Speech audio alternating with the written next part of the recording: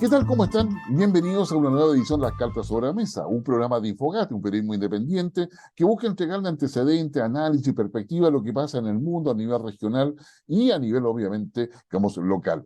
Llevamos toda una cobertura especial en Infogate, digamos, respecto a lo que es el tema del momento, que es este ataque terrorista hecho por Hamas sobre Israel y que todavía espera la respuesta de Israel respecto a Gaza. ¿Ya? Unos temas que ahí tenemos nuestra cobertura especial distinta, muy específica respecto a a los escenarios, respecto a lo que está sucediendo ahí. Pero nosotros en las cartas sobre la mesa hoy día tenemos, yo diría, una sorpresa ya se la voy a presentar. Pero la verdad también contarles que usted nos ve gracias a Mundo TV, a una empresa que ha ido consolidándose en todo lo que es la fibra óptica y los servicios de Internet, pero que nos permite estar digamos, en los canales de cable, desde Antofagasta hasta Los Lagos. La señal de Cable Mundo, que siempre agradecemos la confianza que ha tenido con nosotros para brindarnos este espacio y poder estar semana a semana con ustedes. Y también, obviamente, a la otra operadora de cable, como es el caso de Telecauquén, Ñublevisión y Radio Nunquén, que nos sigue y nos ha acompañado ya por harto tiempo. Y siempre saludamos a todos los auditores de esta radio en Concepción que también transmite nuestro programa. Y por supuesto, nuestras redes, ¿no es cierto?, sociales, en Instagram, en Facebook, en YouTube, en X, antes Twitter, y Threads. Y por supuesto a Joyería Auros, ¿cómo que no? Joyería Auros, una joyería donde usted encuentra relojes, joyas, encuentra muchas ofertas incluso, de muchas ofertas que usted puede aprovechar si quiera comprar alguna de esas cosas, pero lo principal nosotros le recomendamos, vaya a comprar esas barritas de oro, que son barritas de oro que es 1 onza de oro. Ahora, usted mira cuánto es 1 onza de oro. Bueno, son 28,35 gramos. Bueno, usted las puede guardar, están a un precio muy asequible, pero también es importante que sepa que están libres de impuestos. En consecuencia, no tiene que declararlas, sino que simplemente guardarlas, y constituye una inversión espectacular para en estos tiempos donde hay tanta incertidumbre, ya sea por lo que pasa en Ucrania, por lo que está pasando en Israel o en Gaza específicamente, y donde usted puede ahí tener los elementos que le puedan brindar todo eso.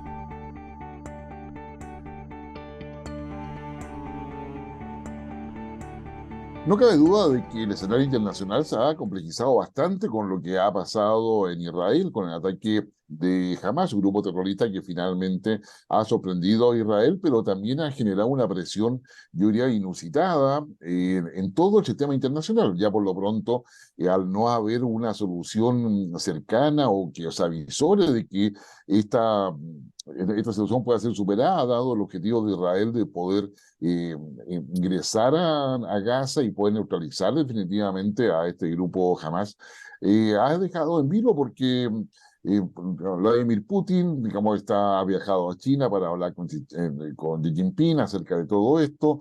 A su vez, China ha mandado un enviado especial a Medio Oriente para buscar una solución. A su vez, también el secretario de Estado Blinken ha recorrido Jordania, Emiratos Árabes Unidos, Qatar, ha conversado telefónicamente con Irán, ha estado en Arabia Saudita con el príncipe Selman, con Al-Sisi, el presidente de Egipto, para buscar justamente una salida. Y lo propio está haciendo la Unión Europea, que ha ofertado una mayor ayuda para la Autoridad Nacional Palestina.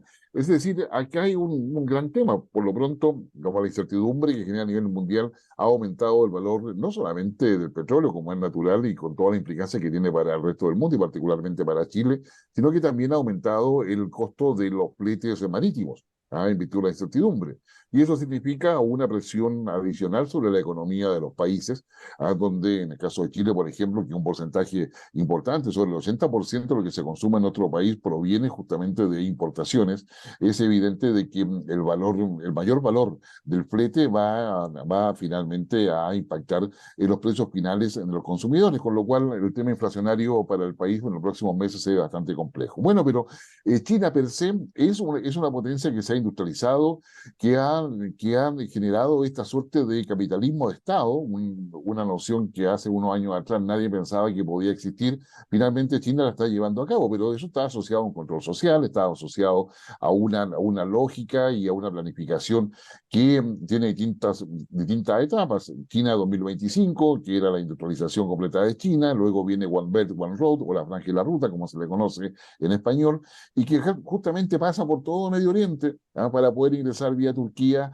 hacia Europa. Entonces, hay digamos, China es un actor, yo diría, no solamente geoestratégico, sino que geoeconómico a nivel global.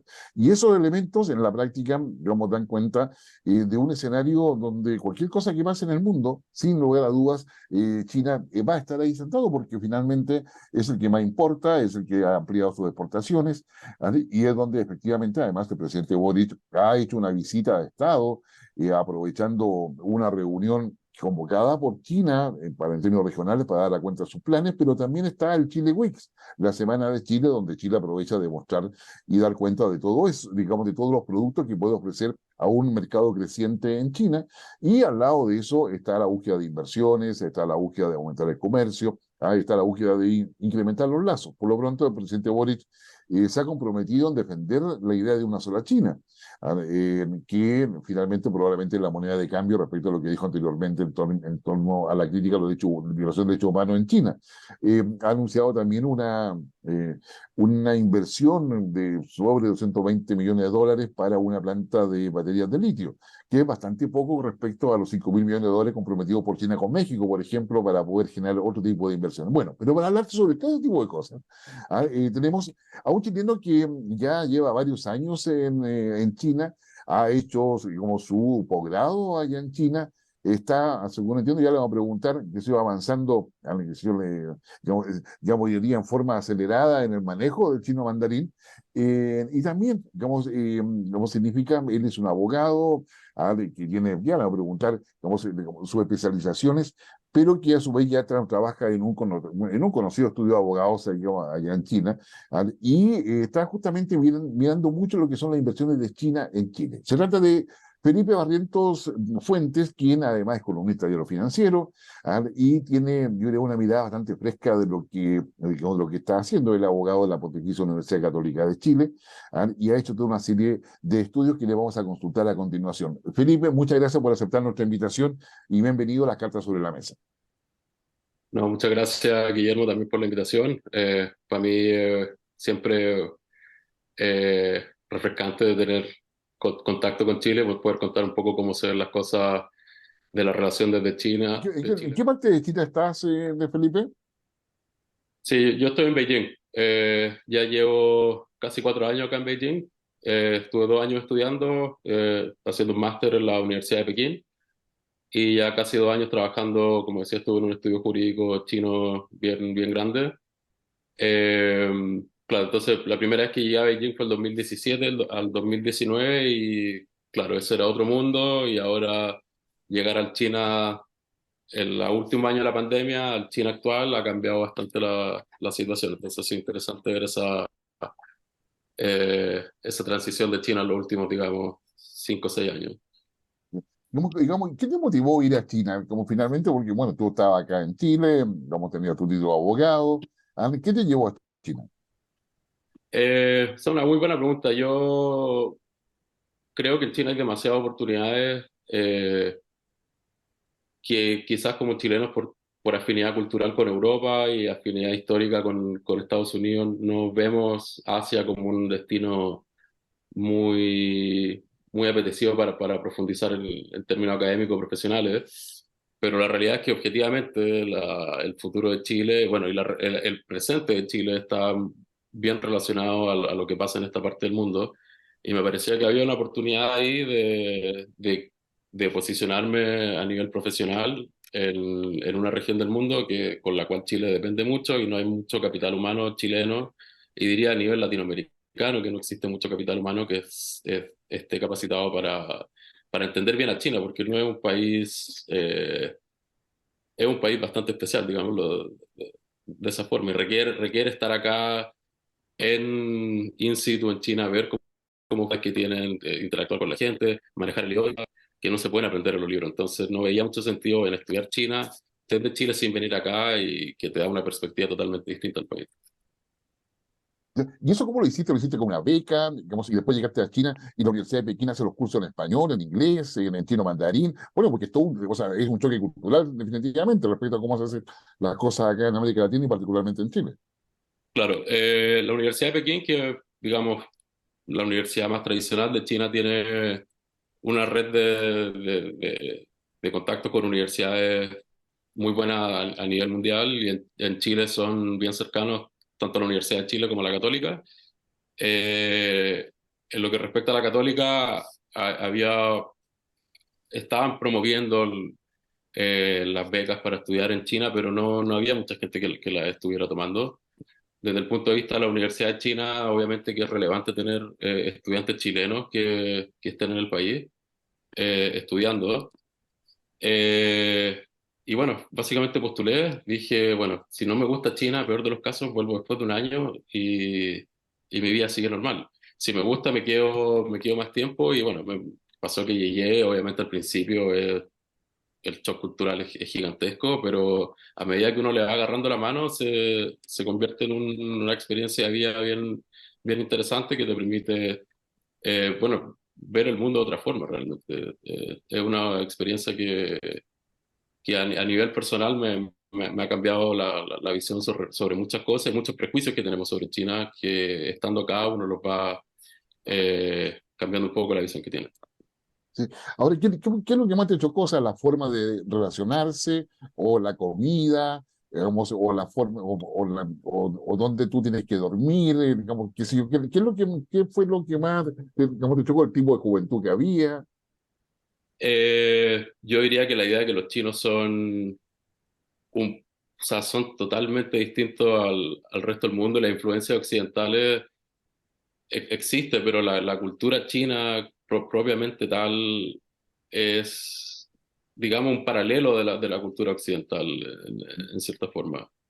No, es un pueblo que está muy orgulloso de nunca haber sido sujeto a una intervención total de Occidente, a diferencia, por ejemplo, de Japón o Corea o Vietnam. Entonces, China siempre se ha mantenido China y China siempre va a ser, en su mentalidad, ellos van a ser chinos.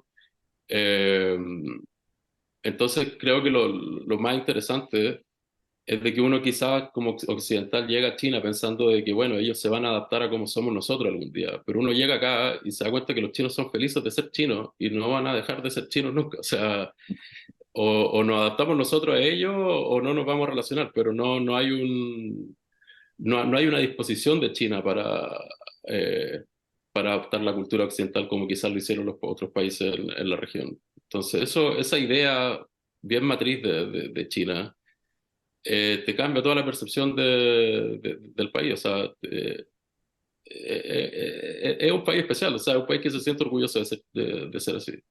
Sí. Oye, digamos, y la comida, porque acá bueno, en América Latina, en todo el mundo, está la comida china, pero es una comida china occidentalizada. Ah, Sí, total. cómo fue ese encuentro con la comida, con la No, la alimentación? comida fue terrible. Al principio, o sea, iba a en las cantinas de la universidad y, claro, tenían patas de gallo, cuestiones que no tenía idea, unas frutas que nunca he visto, comida que... O sea, al principio te da miedo comer comida china. Esa es la verdad, porque es tan distinta a lo que estamos acostumbrados nosotros. La comida, como decís tú, la comida que venden en Chile es comida cantonesa adaptada al paladar chileno.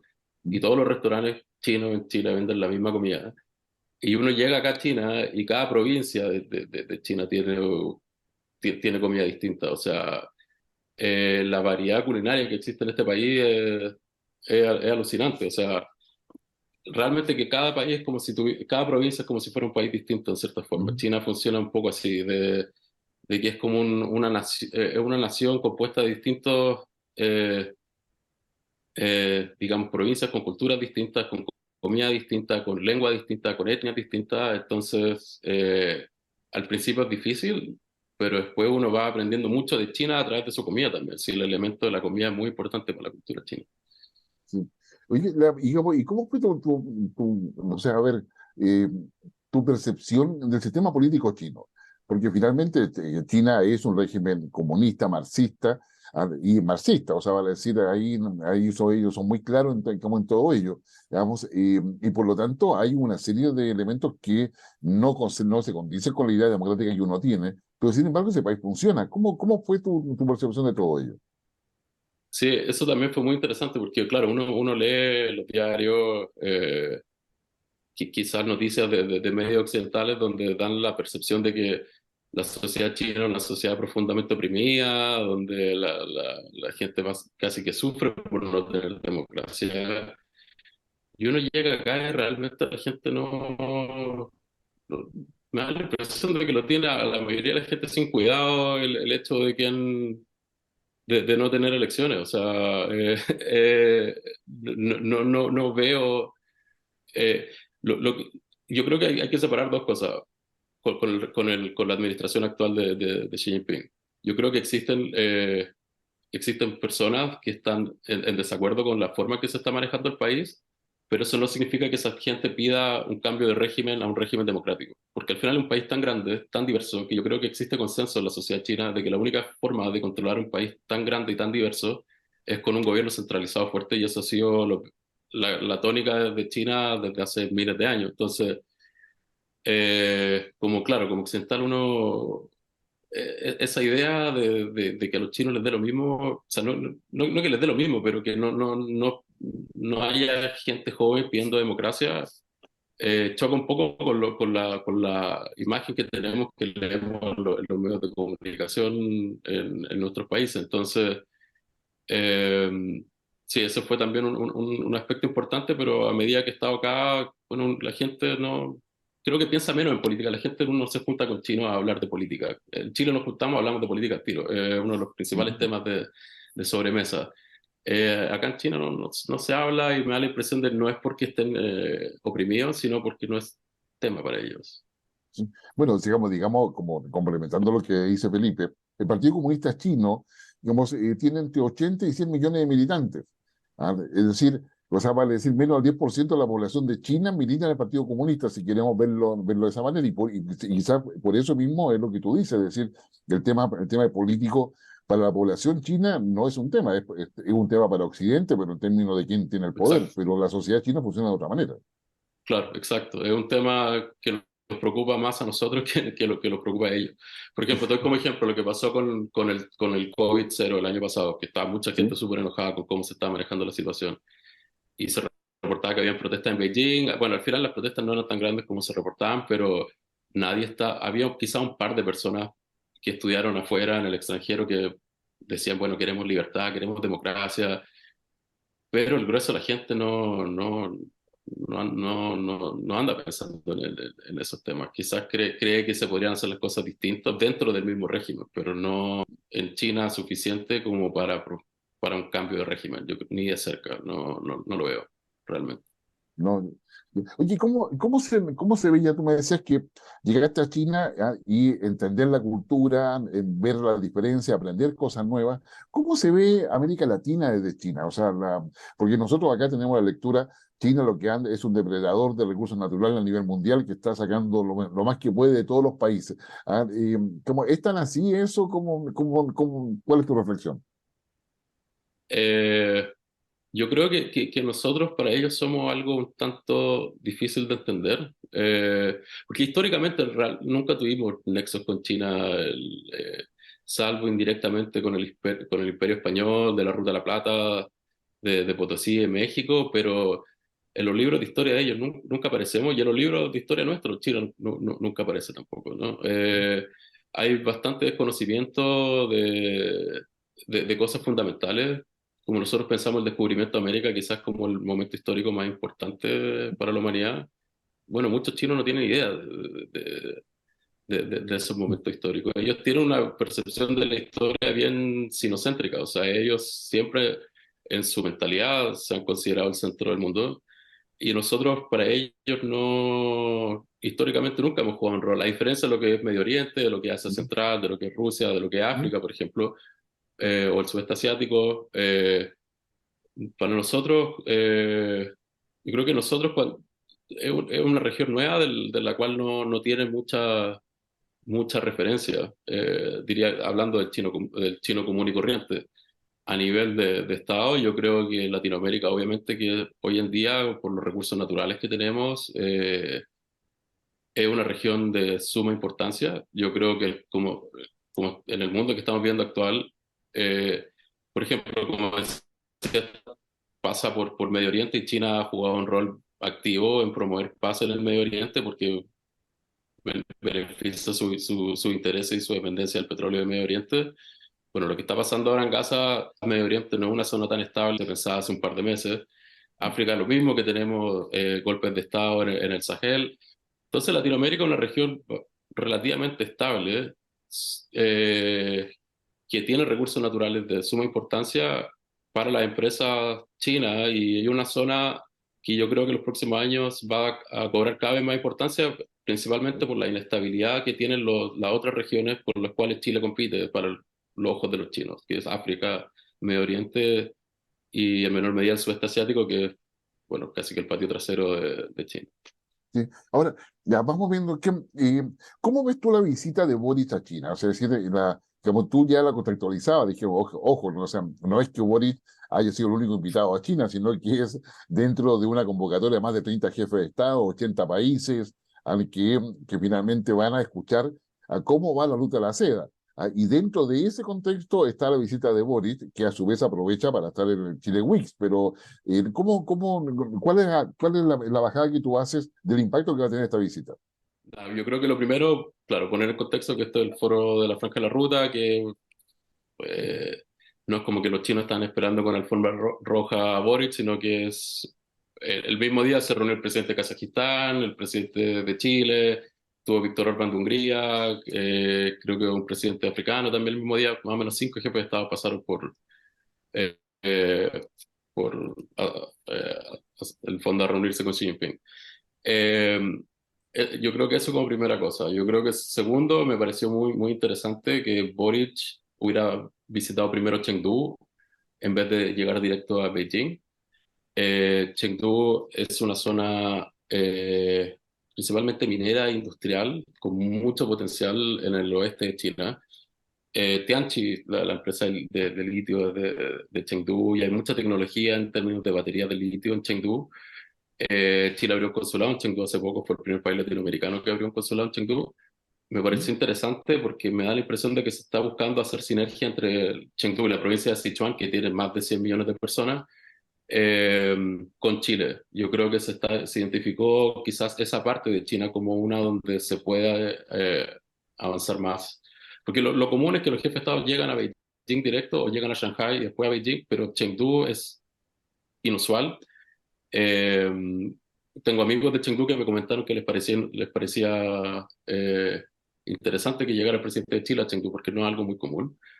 Lo tercero, el primer día de la visita a Boric, que fue a hablar a una universidad, la ¿Mm? Universidad de Sichuan, me pareció interesante también. No es algo que pase muy usualmente. Entiendo que la Universidad de Sichuan con la Universidad de Chile firmaron un acuerdo de cooperación.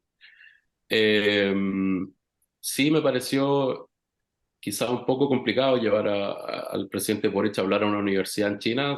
El comentario que dijo del fondo cuestionar las verdades y ser rebeldes en China, ese tipo de comentarios no se toman muy bien. Por razón histórica, lo que pasó en Tiananmen, todos sabemos eso. China es muy sensible a las protestas estudiantiles. Entonces, llevar a Boric a hablarle a la juventud china, eh, sabiendo digamos, la inclinación que tiene de repente a hablar no como jefe de Estado, sino que como líder estudiantil, ¿Mm?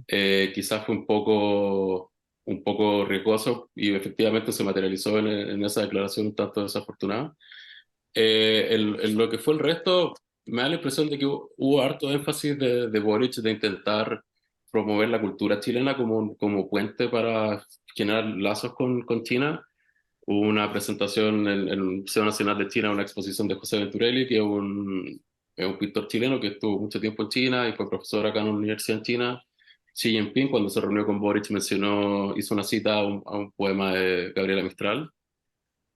Pero siendo realista, yo no creo que los chinos estén muy interesados en la cultura chilena. Ese fue un guiño de Xi Jinping. Probablemente la administración china vio que Boric tiene inclinaciones a la literatura y le dijeron, bueno, este es un guiño de buena crianza, en cierta forma. ¿Mm? Yo creo que lo principal que le interesa a China son, uno, mantener buenas relaciones con Chile porque es un país relevante en Latinoamérica. Eh, yo creo que después de lo que pasa en Argentina, probablemente si sale Milei, Chile realza un poco su importancia para China. China valora mucho de que tengamos relaciones hace más de 50 años con ellos.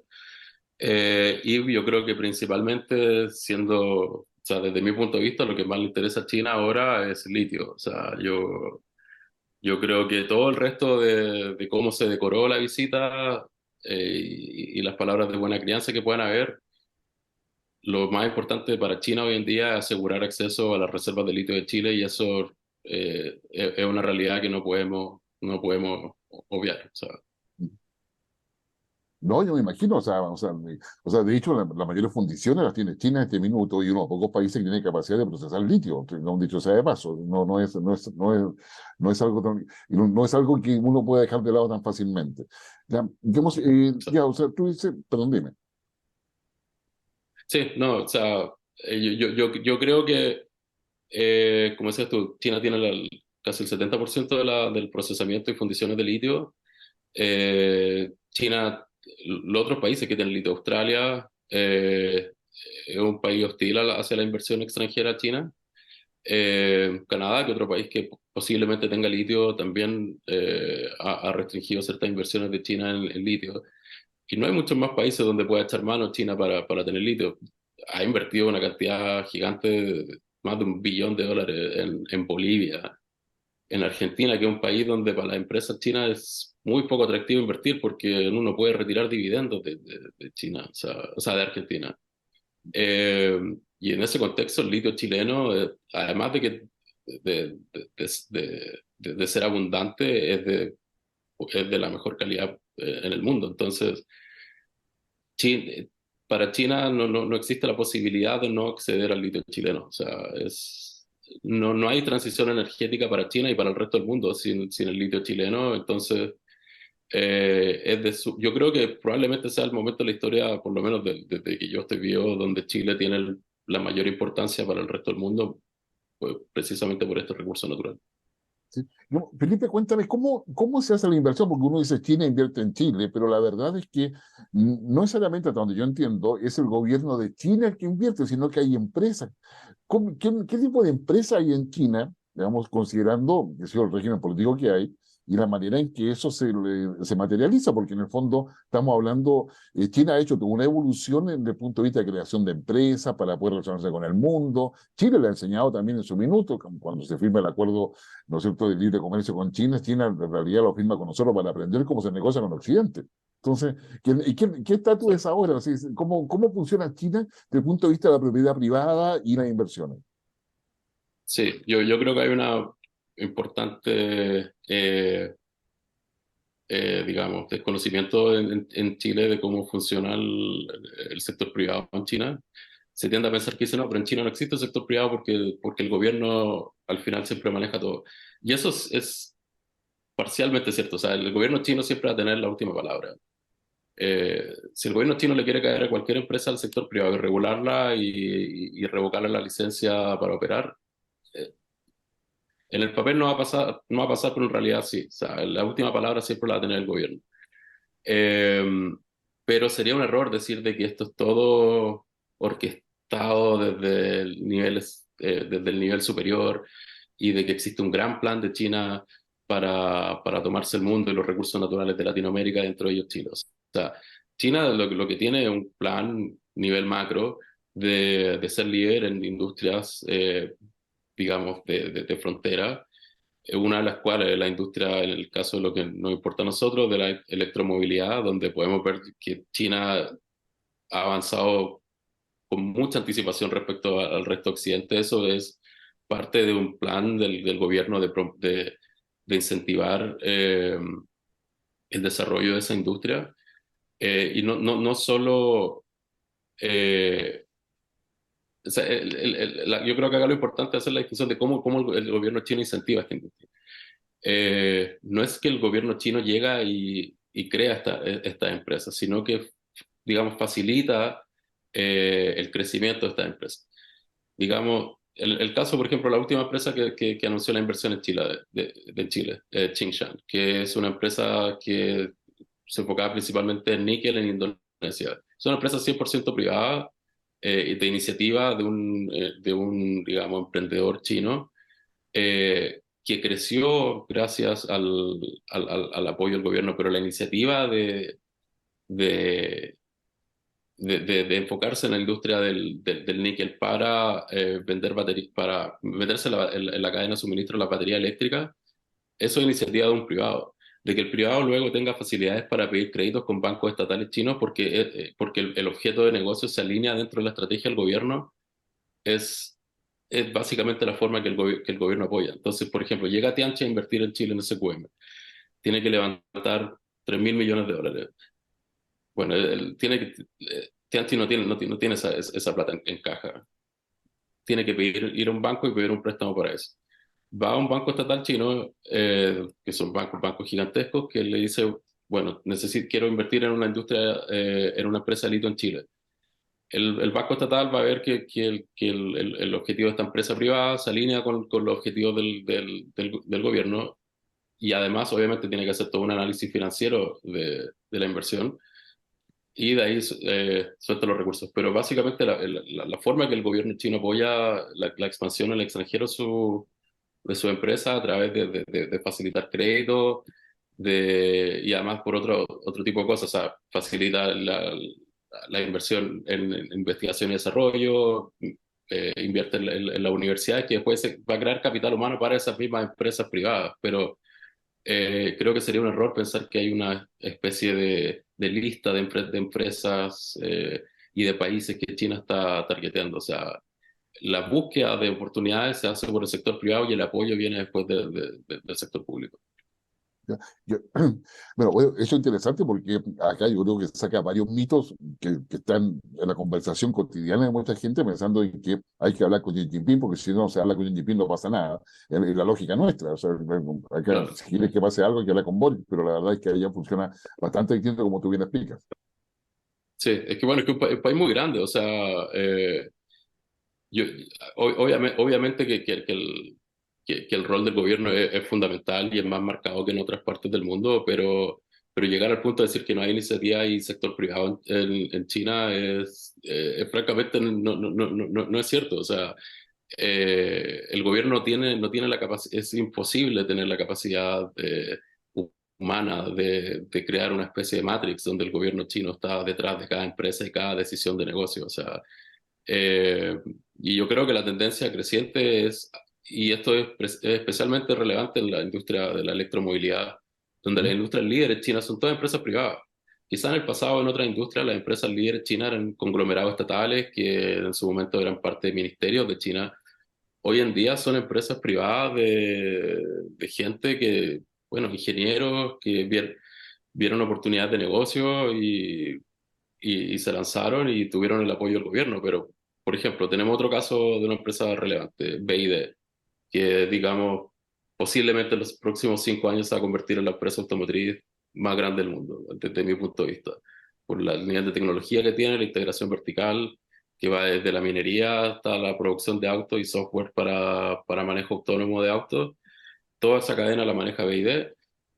BYD partió como una empresa que hacía baterías para los Walkman, de Japón, licenciada en tecnología de Japón. Entonces se dieron cuenta que podían hacer la batería de los Walkman. Después dijeron, pero vamos a hacer baterías de cosas más grandes. Después se compró el dueño de BYD, el fundador, se compró una empresa de autos, empezaron a hacer autos y después llegó a lo que es hoy día BYD. Ya cuando agarró importancia nacional, el gobierno la identificó como un campeón nacional y la apoyó, pero la iniciativa de eso, el gobierno chino se la deja al sector privado. Y quizá en otra industria en el pasado eran más las empresas SOE, State-Owned Enterprises chinas. Mm.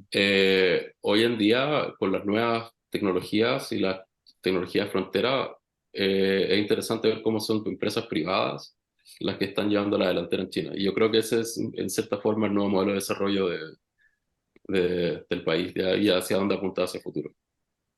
Digamos, desde donde tú estás y con conocimiento que tienes, tú estás trabajando en un gran estudio de abogado en China, ¿cómo se ve la relación con Estados Unidos? O sea, porque es un conflicto que finalmente involucra contratos, no solamente inversiones, o sea, y mucho más allá de la política. Es decir, digamos, porque acá no está en juego el modelo capitalista estadounidense versus el modelo de Estado capitalista de China, sino que están los intereses mucho más concretos respecto a lo que viene a futuro.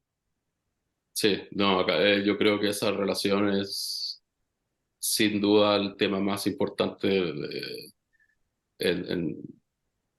Bueno, no lo restringiría solo a las relaciones internacionales, es que permean todo. O sea, la relación de Chile con Estados Unidos, desde que se empezó a enfriar un poco, cambió la dirección del gobierno, en cierta forma. O sea, eh, si antes China podía contar con el resto del mundo apoyando su desarrollo y su camino hacia convertirse en una economía totalmente desarrollada, ahora China no puede contar con ese apoyo occidente y vemos que desde el punto de vista, como lo ven los chinos por lo menos, de que Estados Unidos está tomando acciones constantemente para impedir su progreso. Entonces, desde esa perspectiva, eh, si bien no se ve como una guerra, se ve como una confrontación, yo diría casi que irreversible con Estados Unidos, porque la forma que tiene el, el Partido Comunista de ver el mundo, con el materialismo dialéctico, esta es una lucha dialéctica entre dos fuerzas donde ellos están convencidos que están en el lado correcto de la historia, como les gusta decir a ellos, Ujú. donde va a ser difícil, van a ser años complicados para China, pero que eventualmente van a salir victoriosos de esto porque es la forma que funciona la realidad, en el fondo, como ven ellos el mundo. Eh, entonces, como vemos ahora la situación en China, en el corto plazo, tenemos mucha disrupción en términos de falta de inversión extranjera. Para los inversionistas no es atractivo invertir en China hoy en día. Tenemos restricciones tanto de sus países de origen como Estados Unidos en ciertas industrias y tenemos restricciones dentro de China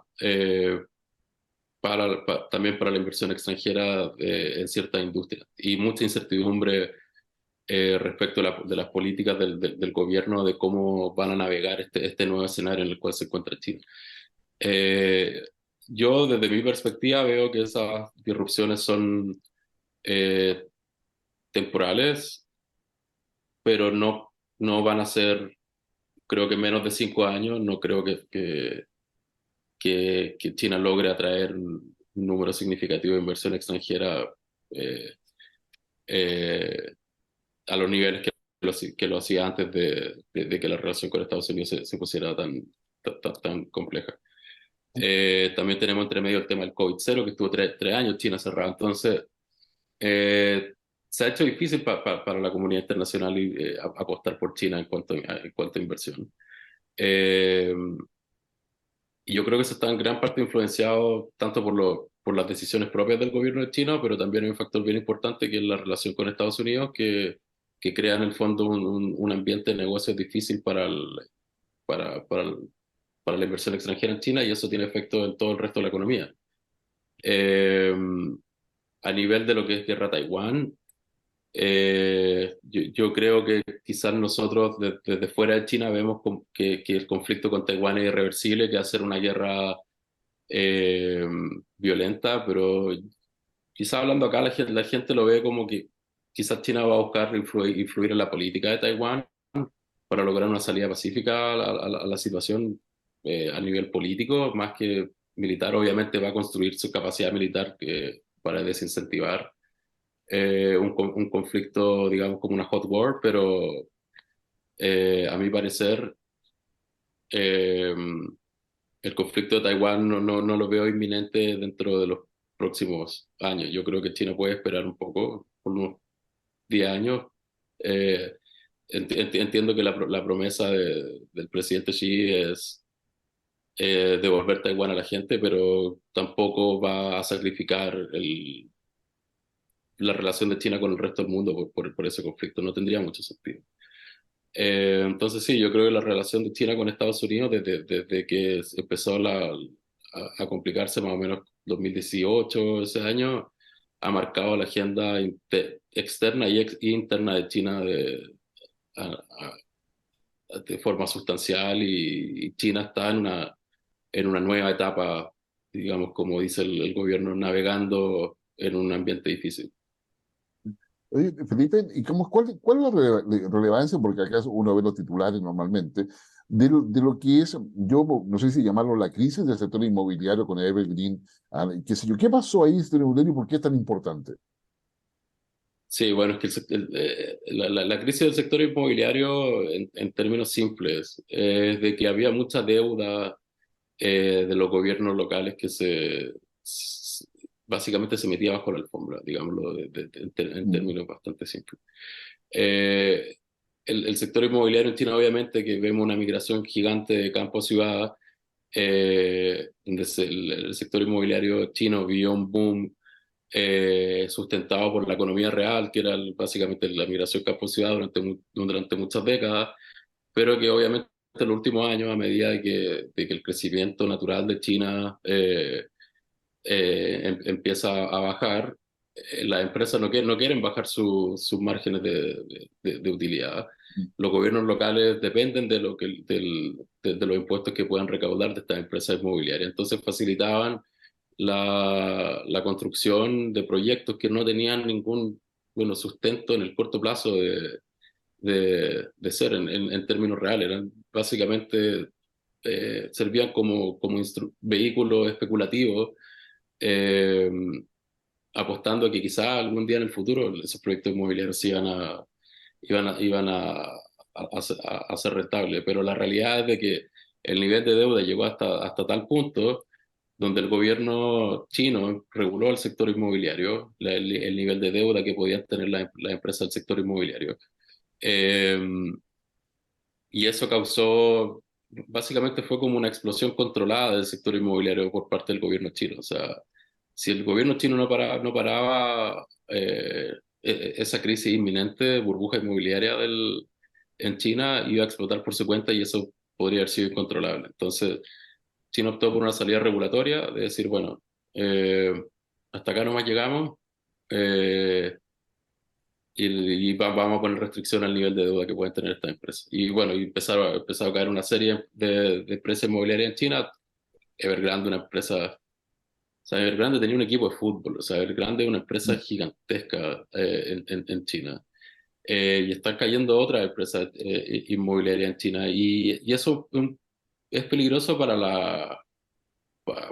pa- en un país como China, especialmente donde la gente, el lugar donde estaciona sus ahorros es en bienes raíces. Los chinos no invierten en instrumentos financieros como quizás lo hacen en otras partes del mundo. Entonces lo que pasa ahora es de que el valor de muchas propiedades en China está bajando y esa es la fuente de ahorro de mucha parte de la población china. Entonces, en cierta forma, el gobierno ahora está apoyando de nuevo al sector inmobiliario para evitar un descontento mayor a nivel de población que dice, bueno, me compré una casa y ahora esta casa vale un 20% menos de lo que valía hace 2 años. Entonces estaba tratando si hizo una explosión controlada, ahora está haciendo una reconstrucción controlada del sector inmobiliario. Pero básicamente eso es lo que pasó. Oye, ¿y cómo ve China, el gobierno chino o las empresas chinas en general, digamos, a países de América Latina que cambian ambos los ejes de su desarrollo cada 4 años porque hay cambio de gobierno? ¿Ya? ¿Le importa a ellos que sea un gobierno de izquierda, progresista, neoliberal? No sé, digamos, sé cómo ven a Milei, o sea, es decir, digamos, ¿le interesa eso? Porque los chinos, como tú bien decías, ellos están pensando a 20, 30, 40 años hacia adelante. ¿Cómo ven esa relación con países como los nuestros que cambiamos cada 4 años? Además, en el caso de Chile, con un proceso constituyente por medio. Sí, o sea, yo creo que nosotros les damos más importancia a esos temas que los chinos. O sea, los chinos se pueden meter en Camerún, se pueden meter en Angola, se meten. A las empresas chinas realmente los tiene sin cuidado en la medida de que tengan suficiente garantías de que los nuevos gobiernos no van a tocar sus inversiones. Yo creo que si el gobierno es de izquierda o de derecha, los chinos ¿Mm? se van a adaptar al gobierno que sea. Lo de Milei hablando de que no va a tener relaciones con China es más retórica en un contexto de elecciones, pero parece, desde el punto de vista de los chinos, ese tipo de declaraciones en la práctica, cuando toca asumir como gobierno, nunca se terminan manteniendo porque el peso de la economía china es demasiado grande y realmente no tiene ningún sentido para ningún país cerrarse a China. Obviamente que tener una visión de Estado más a largo plazo bueno, le acomoda tanto a los chinos como cualquier inversionista. Eh, pero no es algo especial que los tenga especialmente preocupados. Yo creo que Chile ha visto cosas mucho peores de un gobierno, de un país donde cada 4 años cambia de izquierda a derecha, y creo que las empresas se saben manejar bastante bien en ese tipo de escenario. ¿Y cómo ves tú la relación de China con la Unión Europea? Porque China ha estado coqueteando con Italia hace mucho rato, que es un país que lo tiene especial, y como, especial ahínco, o creo que especial ahínco en hacer la relación, pero también está una Alemania que es más, yo diría, más prudente, por decirlo de alguna forma. Pero sin embargo, todos los primeros ministros o cancilleres, en el caso de Alemania, o presidentes, han pasado por China en los últimos 6 meses. O sea, cada uno ha ido a visitar, a hablar. ¿Cómo se ve esa El primero, relación? sí. Sí, desde que se abrió China del COVID, creo que fue el primer jefe de Estado que vino a China, el canciller alemán. ¿Mm? Eh, Claro, Alemania tiene el problema de que la ministra de Relaciones Exteriores del Partido Verde es bastante anti-China. Me parece que Olaf Scholz, un poco siguiendo la línea de Merkel, es más pragmático en ese sentido. Pero bueno, es que Alemania tiene el problema que está demasiado expuesta a China. O sea, no hay forma realista donde Alemania pueda desacoplarse de China. Ahora que están mis papás en Beijing, están impresionados la cantidad de Mercedes-Benz y BMW y Audi que hay en la calle. Dicen que nunca han visto ni siquiera en Alemania ese nivel de auto alemanes. Eh, y la moneda de cambio que tiene China es muy grande, porque si le cierra la puerta del mercado automotriz china a la empresa alemana, bueno, buena suerte para Alemania. O sea, es así de simple como lo ven los chinos. Eh, yo creo que la Unión Europea está tratando de hacer un balance bien difícil entre Estados Unidos y China. Eh, yo creo que es poco realista para cualquier país de Europa pensar en tomar una postura muy, muy agresiva contra China. O sea, lo mismo que dije Alemania con los autos, bueno, puede aplicar a la industria del lujo en Francia, puede aplicar para Airbus a nivel Europa, Italia también lo mismo, industria del lujo, bueno, los mercados más grandes son China. O sea, eh, no es en el interés de nadie tener una mala relación con China en Europa. Y los países que son activamente pro-China, por ejemplo, el caso de Hungría, que, como decía el Foro de la Ruta de la Seda, ¿Mm? está Víctor Orbán acá, como el único jefe de Estado europeo de calibre que está acá. ¿Mm? Bueno, Hungría recibió una cantidad impresionante de inversión china en baterías de auto eléctrico.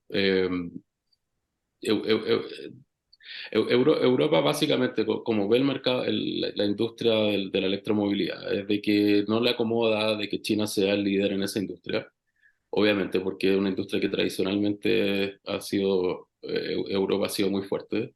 Europa no hizo la inversión en tecnología tan rápido como lo hizo China, no tiene acceso a los recursos naturales, entonces eh, está perdiendo competitividad con China a nivel acelerado. Entonces, ¿qué pasa? Ahora las empresas automotrices chinas de autos eléctricos están vendiendo los autos en Europa, y Europa, la única reacción que tiene para poder salvar su industria local automotriz es restringir y poner impuestos en las empresas eh, chinas y eventualmente restricciones a la compra de autos chinos.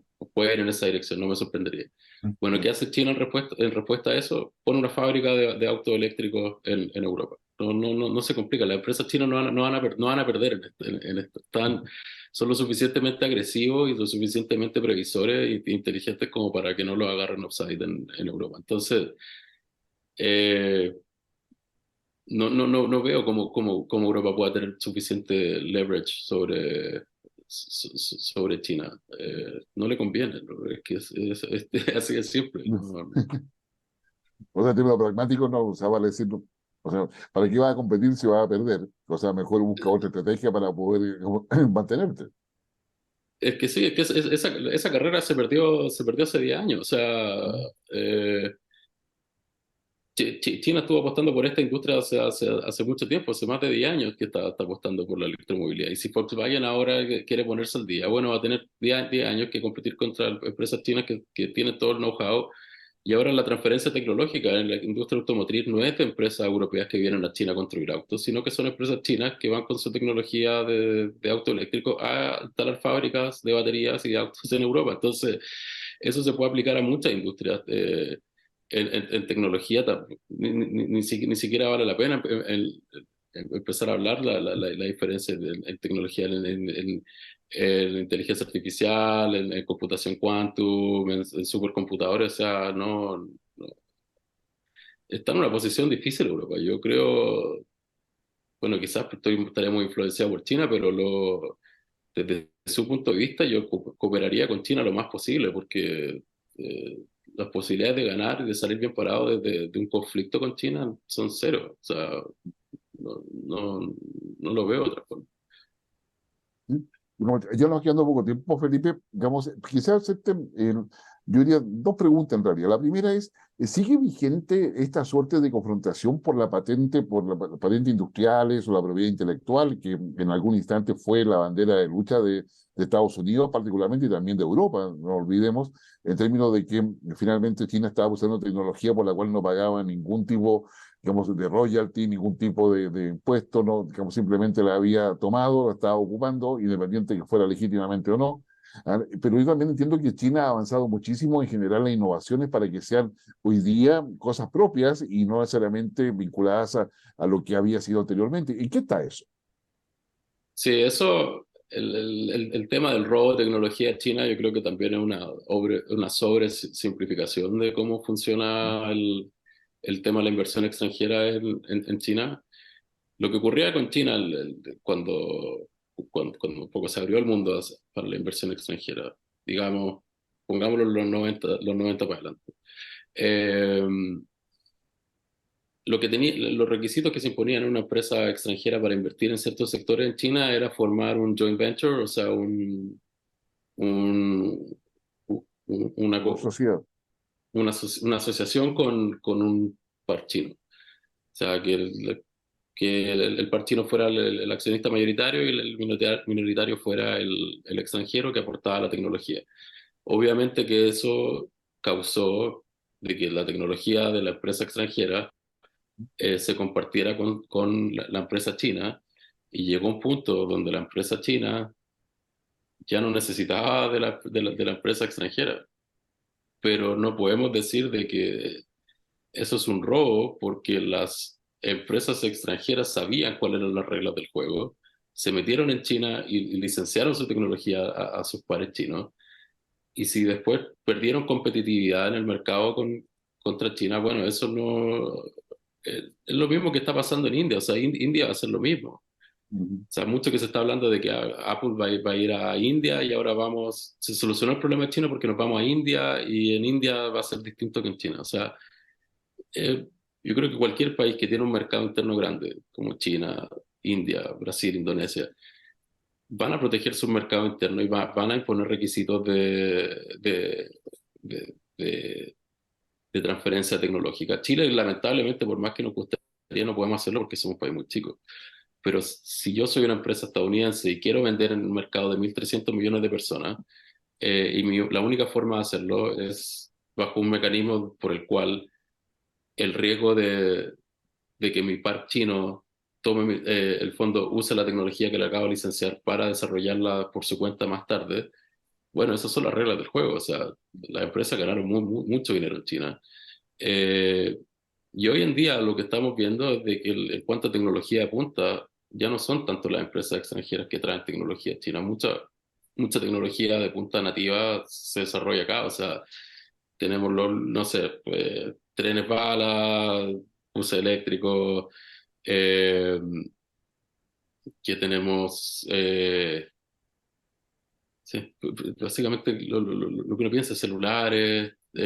cámaras, tenemos pantallas plegables para los celulares. O sea, en cuanto a manufactura, China es insuperable. En cuanto a software, Estados Unidos todavía tiene una ventaja sobre China, eso está claro, pero una ventaja que se ha ido achicando y donde el tercer lugar, que sería Europa, estaba súper lejos corriendo, una carrera de 2 caballos, lo que es de inteligencia artificial. O sea, eh, y eso yo creo que en cierta forma es gran mérito de China en sí. O sea, eh, me gustaría ver quizás cómo se va a dar en India en 10 20 años si tiene el mismo nivel de avance tecnológico, qué tanto es parte de la cultura china, qué tan parte es apoyo al gobierno chino.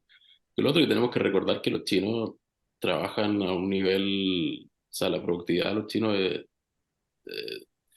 comparado con Occidente, o sea, un chino trabaja 20 horas y no se lo cuestiona, y trabaja el domingo y no se lo cuestiona.